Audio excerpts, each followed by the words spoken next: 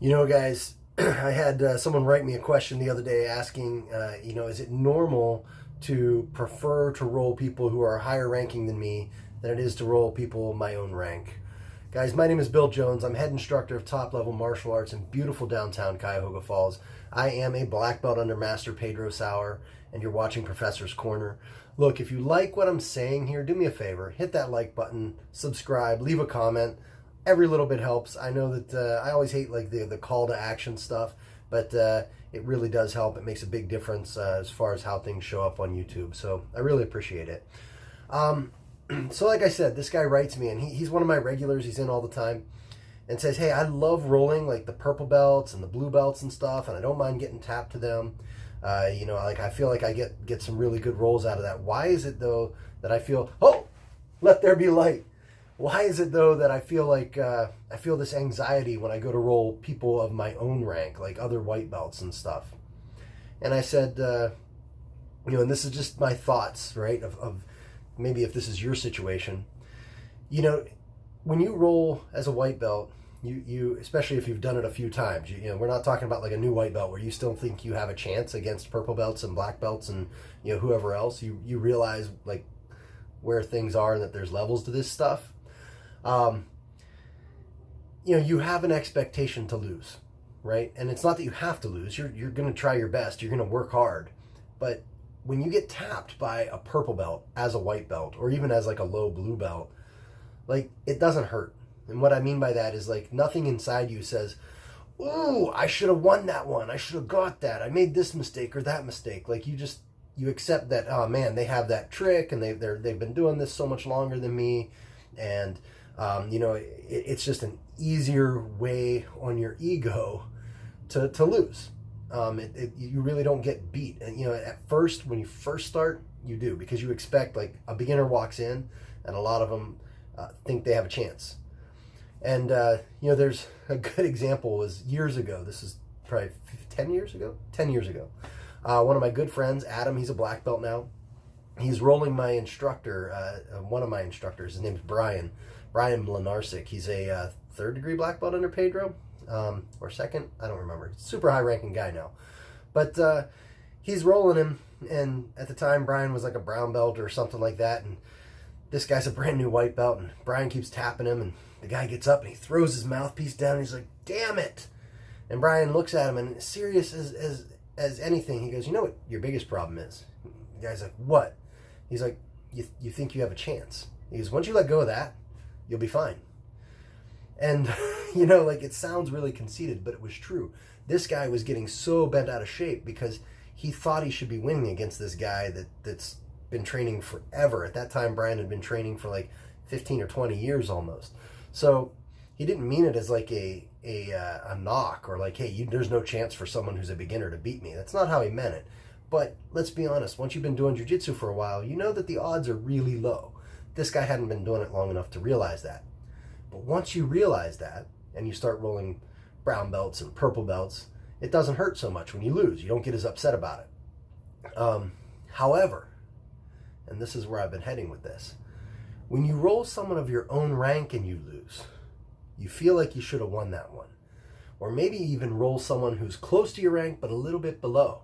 Maybe you're like 3-stripe white belt and they're 2 stripes, or maybe you're 4 stripes and you've been thinking, "Oh man, I'm getting close to blue," and then like someone with 3 stripes comes in and beats you, or someone with 4 stripes, same rank as you, comes in and beats you, and you thought you were better than that, or that hurts. You have to confront that ego, and that's really important in jiu-jitsu. Is to at some point you have to confront it.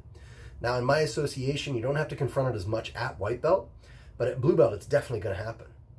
White belt for us, there's a lot of curriculum to learn. There's a lot of time you have to be in. And you do have to roll, but you don't have to do it as much as you will from blue to purple and purple to brown and so forth and so on.